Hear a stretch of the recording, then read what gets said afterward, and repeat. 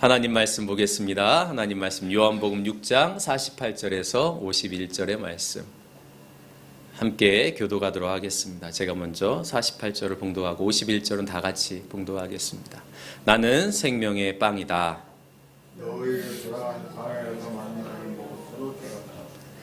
그러나 하늘에서 내려오는 빵은 이러하니 누구든지 그것을 먹으면 죽지 않는다. 나는 하늘에서 내려온 살아있는 빵이다. 이 빵을 먹는 사람은 누구나 영원히 살 것이다. 내가 줄 빵은 나의 살이다. 그것은 세상에 생명을 준다. 아멘. 오늘 오직 예수님만이 우리의 양식임을 믿으며 2025년 믿음으로 승리하는 우리 모두가 되기를 바랍니다. 철학자들의 고민 중에 하나는 인간이 어떠한 존재인가라고 하는 거죠. 여러분 가끔 그런 생각이 들지 않습니까? 살다 보면 나는 누구일까? 네. 답답할 때 그런 생각이 들죠. 많은 철학자들이 인간은 어떠한 존재인가라고 하는 이야기를 했는데 아마 그 중에서도 가장 유명한 철학자를 예를 들자면 아마 데카르트가 아닐까 싶어요. 그죠? 데카르트의 삶에 대해서는 잘 모르지만 그가 한 말은 잘 알고 있죠. 코기토 에르고 숨이라고 하는 나는 생각한다. 그래서 나는 존재한다. 생각하는 내가 존재한다는 그런 말이죠. 그런데 이 존재라고 하는 것이 밖으로 드러나는 형태는 무엇일까요? 어떻게 우리는 존재가 밖으로 드러나느냐 하는 겁니다. 하이데거는 이렇게 얘기했죠. 언어는 존재의 집이다. 다시 말하면 언어가 나와야 존재가 드러난다는 말이에요. 그래서 말이 부서지는 곳에는 어떤 사물도 존재하지 않는다. 이렇게 말합니다. 예를 들면 컵이 있는데 이것을 우리가 컵이라고 불렀을 때 그 컵이라고 하는 것이 드러난다는 거죠. 만약에 그것을 컵이라고 얘기하지 않으면 컵은 없는 것과 마찬가지예요. 다시 말하면 우리가 이름을 부를 때, 명명을 할 때 그것이 존재가 드러난다 이런 것이죠. 그래서 우리는 이름을 부르지 않습니까? 상대방에게 이름을 불러주는 거죠. 예전에는 어머니들은 이름으로 불리지 않았습니다. 누구누구의 뭐 아내 아니면 누구누구의 엄마, 아빠 뭐 이런 식으로 불렸단 말이죠. 그런데 지금은 이름으로 불립니다. 그럴 때 그 존재가 드러난다는 것이죠. 그런데 다른 형태로 이 존재에 대해서 이야기한 사람이 있습니다. 19세기에 그 미식가인데요. 브리샤 사바랭이라고 하는 사람인데 이 사람은 법관이기도 했대요. 그런데 이 사람이 어떤 이야기를 했냐면 당신이 먹는 것이 무엇인지 나에게 말해주면 당신이 어떤 사람인지 말해주겠다. 이렇게 이야기를 했다는 거예요.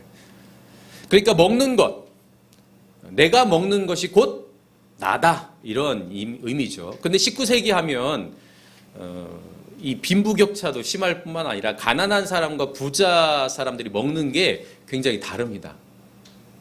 현대에도 사실 그렇긴 하죠. 여러분 가난한 사람들의 식재료는요. 대부분 보면 값이 싼 것들입니다. 부자들은 어때요? 비싸죠. 뭐 농약 안 친 거, 유기농, 뭐 예를 들면 이런 것들. 좋은 재료로 만든 좋은 음식이라고 얘기하는 것들이 있는데 대부분 그런 것들은 비싸죠. 브리샤 샤바랭도 마찬가지입니다. 귀족들이 먹는 거하고 평민들이 먹는 게 달랐다라는 거죠. 그러한 식재료 중에 대표적인 게 뭐냐면요. 향신료입니다. 향신료. 음식에 들어가는 향을 나타내는 향신료. 그런데 검은 황금이라고 하는 향신료가 있었어요. 뭘까요? 검은 황금. 네, 후추입니다. 후추. 지금은 우리가 후추를 먹는데 그렇게 뭐 돈이 많이 들거나 그러진 않잖아요. 그런데 이 후추가 굉장히 비쌌었던 적이 있었습니다. 이 후추를 구하기가 쉽지 않았어요. 그래서 포르투갈과 스페인으로 대표되는 유럽의 나라들이 이 후추를 구하기 위해서 인도를 찾아갑니다. 그래서 포르투갈의 바스코 다가마라고 하는 한 번쯤 들어보셨을 만한 이 사람이 인도에 가서 후추를 수입을 하게 되죠. 그전에는 아라비아 사람들이 중개무역을 했기 때문에 굉장히 비쌌거든요. 그런데 귀족들이 이 후추를 다량으로 소비하면서 값이 엄청나게 높아진 거예요. 그랬더니 이번에는 스페인이 콜럼버스, 소위 말하는 아메리카를 발견한 콜럼버스라고 하는 사람을 통해서 이제 후추를 수입을 하게 되어지면서 유럽의 후추가 엄청나게 들어오기 시작합니다. 사람들은 왜 이 특별한 음식을 먹으려고 하는 걸까요? 특별한 음식을 먹을 때 내가 특별한 사람이 된다라고 생각하기 때문이죠. 여러분, 누군가 여러분에게 특별한 음식, 평소에 먹어보지 못한 음식을 만약에 대접한다고 하면 여러분들 어떤 마음이 드세요? 뭔가 대접받는 느낌이 들죠. 내 존재가 뭔가 저 사람에게 인정받는 느낌이 든단 말이죠. 그것이 우리가 생각하는 현대인들의 먹는 것에 대한 생각입니다. 무엇을 먹느냐? 이것이 중요한 것이죠. 그래서 가난한 사람들은 많이 먹는 것, 그러나 부자들은 조금 먹어도 비싼 재료에 고급진 음식, 무엇을 먹느냐에 관심이 많습니다. 그렇다면 복음은, 하나님의 말씀은 무엇에 관심이 있을까요? 무엇을 먹느냐에 관심이 있을까요? 복음은 무엇을 먹느냐가 아니라 어떻게 먹느냐에 관심이 있습니다. 우리들은 무엇을 먹느냐가 중요하지만 성경이 말하는 것은 어떻게 먹느냐가 중요하다고 하는 거예요. 바울 시대에 먹는 것에 대한 매우 중요한 논쟁들이 많이 있었습니다. 식탁에 들어 올라가는 이 음식 중에 유대인 그리스도인과 이방인 그리스도인 사이에 논쟁이 붙은 거예요. 왜냐하면 먹어야 할 것과 먹지 말아야 할 것이 서로 다르기 때문이죠. 여러분, 우리도 그렇잖아요. 개개인마다 먹는 것과 먹지 않는 것이 굉장히 다릅니다. 어떤 사람은 채소를 안 먹고 어떤 사람은 고기를 안 먹고, 고기 먹지 않는 사람 앞에 여러분 고기를 대접하면 어떻겠습니까? 마찬가지로 유대인들은 먹지 말아야 할 음식들이 있었어요. 그거에 반해서 이방인 그리스도인들은 그 유대인들이 먹지 않는 것을 먹을 수 있었습니다. 여기에 논쟁이 있었던 거예요. 갈등이 생기기 시작합니다. 특별히 이방인들, 헬라 문화권에서는 우상에게 드려진, 제물로 드려진 고기가 시장에 유통이 되었단 말이에요. 그러면 사람들은 그것을 사서 먹습니다.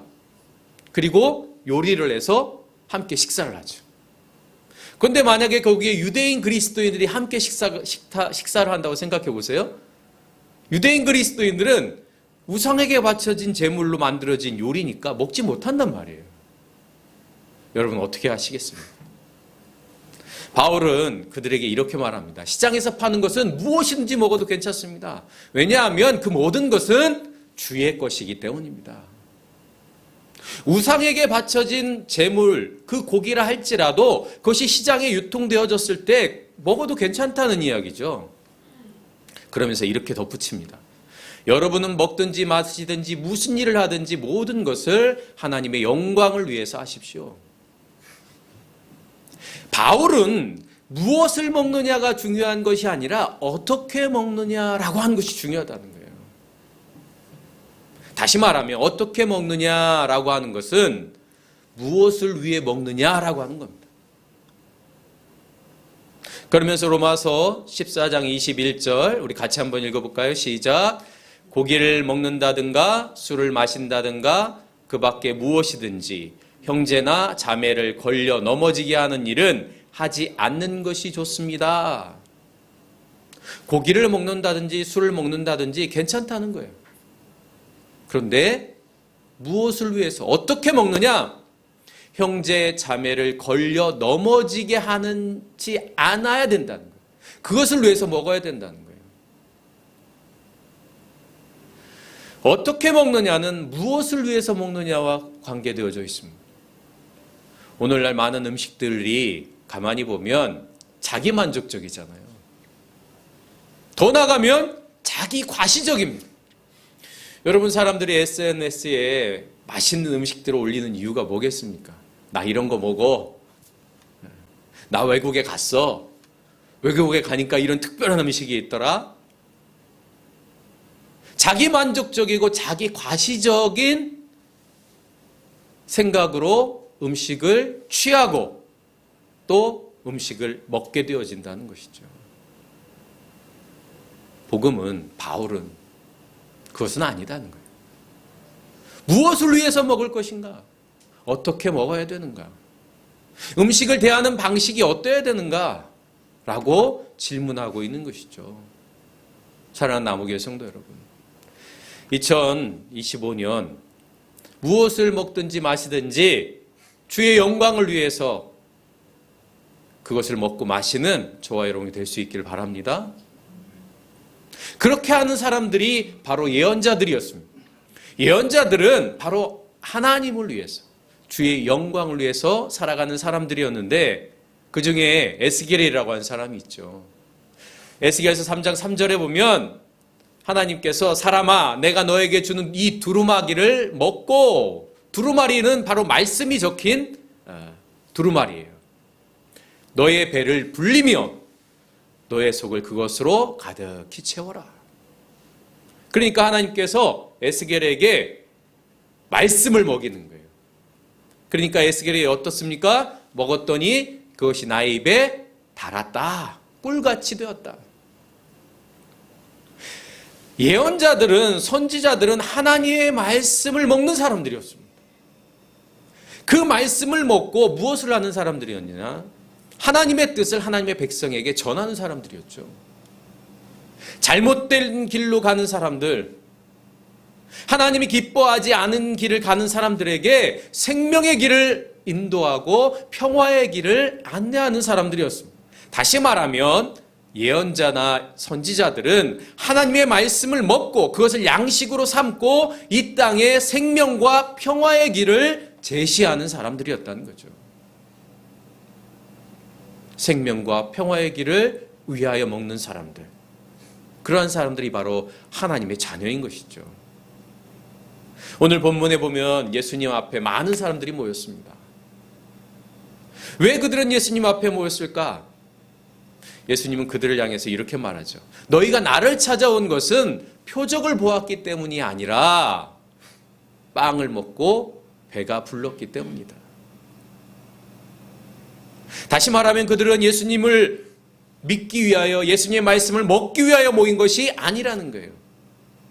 예수님 앞에 모인 사람들은 오병이어의 놀라운 기적을 경험한 사람들입니다.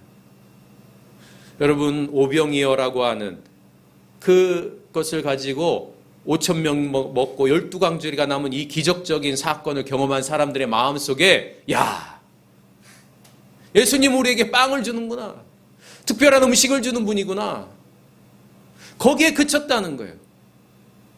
표적을 보지 않고 하나님의 뜻과 하나님의 나라를 보지 않고 배가 불렀기 때문에 너희가 나를 찾아온 것이다. 믿음의 사람들은요, 무엇을 먹을까가 아니라 어떻게 먹을까, 무엇을 위해서 먹을까라고 생각하는 사람들이죠.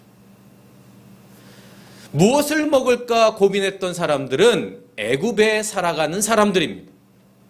하나님의 백성들이 애굽에서 종살이할 때 그들은 먹는 것에 갈구했어. 무엇을 먹을까 늘 고민했어. 그러한 사람들을 가나안 땅으로 인도하는 그 과정 속에서 그들의 존재가 바뀌죠. 무엇을 먹을까가 아니라 어떻게 먹을까, 무엇을 위해서 먹을까. 그럼에도 불구하고 그들이 광야에서 보여준 그들의 모습은 어떻습니까? 배가 고프면, 굶주리게 되어지면 하나님을 원망하고 모세를 향하여 돌을 들 준비를 했던 사람들입니다. 그들이 배고팠을 때 하나님께서 그들에게 만나를 주셨죠. 하나님께서는 그들에게 만나를 주시면서 일용할 양식만 가져가라고 말합니다. 일용할 양식만. 그리고 안식일에는 만나가 주어지지 않으니까 이틀 걸 가져가라고 하시죠. 그런데 그 중에는 어떤 사람들이 있었습니까? 일용할 양식만 가져가는 게 아니에요. 식구대로 일용할 양식만 가져가는 게 아니라 이틀치 3일치를 막 가져갑니다. 여러분, 왜 그렇게 했습니까? 굶주려 본 사람은 압니다. 내일 나에게 먹을 것이 없을 거라고 하는 그 불안감이 생기죠. 두려움이 생깁니다. 그러니까 이스라엘 백성들이 더 많은 걸 가져가요. 그런데 여러분, 어떻게 됩니까? 하루가 지나면 벌레가 생기고 살아 없어져서 쓸모없게 되어져 버립니다. 이스라엘 백성들은 여전히 무엇을 먹을까 고민하면서 움켜쥐고 자신의 육체적인 배고픔을, 굶주림을 채워나가는 삶을 살았던 것이죠. 그런 이들을 향하여 예수님 말씀하십니다. 광야에서 만나를 먹었어도 죽었다. 우리는 먹을 것이 없이는 살 수 없는 존재들입니다. 그건 분명합니다. 그러나 배만 채우며 살아갈 수 있는 존재 또한 아니라는 것이죠. 예수님이 광야에서 시험을 당하셨죠. 그 첫 번째 시험이 무엇입니까? 바로 돌을 떡으로 만드는 것입니다. 세 가지의 시험 중에 첫 번째 시험이 먹을 것과 관련된 시험이었다는 것이죠. 그만큼 먹을 것은 중요한 문제입니다. 그러나 이 첫 번째 시험은 우리가 먹을 것만으로만 가지고 살아갈 수 있는 존재가 아니라고 하는 것을 보여줍니다. 그래서 예수님 말씀하시죠. 사람이 빵으로만 사는 것이 아니라 하나님 입에서 나오는 말씀으로 살 것이다. 사람이 빵으로 살아가는 존재지만 그것만으로 살아갈 수 없는 존재, 하나님의 말씀을 양식으로 삼아야 하는 존재가 바로 인간이다. 그것이 바로 저와 여러분인 것입니다. 이것을 깨달을 때에, 이것을 우리가 알게 되어질 때에 우리는 배를 채우는 무엇을 먹을 것인가라고 하는 것을 넘어서서 어떻게 또 무엇을 위해 먹을까라고 하는 것까지 갈 수 있게 되는 것이죠. 그렇다면 하나님의 말씀을 양식으로 삼는 사람들의 삶은 어떤 모습이어야 될까요? 오늘 51절에 보면 그것은 세상에 생명을 준다라고 말씀하고 있습니다. 그렇습니다. 하나님의 말씀을 양식으로 삼는 사람들은 그 양식을 통하여 세상에 생명을 주는 사람들입니다. 하나님의 양식은 이 땅에 진정한 생명의 길을 열어가는 삶을 살아가게 합니다. 예수님은 제자들에게 주님의 기도를 가르치시면서 이렇게 말씀하시죠. 오늘 우리에게 일용할 양식을 주시고, 우리에게 양식이 필요합니다. 일용할 양식이 분명히 필요합니다. 그러나 이 기도 앞에 어떤 고백이 있습니까? 아버지의 나라가 오게 하시며 아버지의 뜻이 하늘에서와 같이 이 땅에서도 이루어지게 하소서. 일용할 양식이 필요하지만 하나님의 뜻이, 하나님의 나라가 이 땅에 실현되어져 가는 과정 속에 우리가 여전히 존재하고 있다는 것이죠.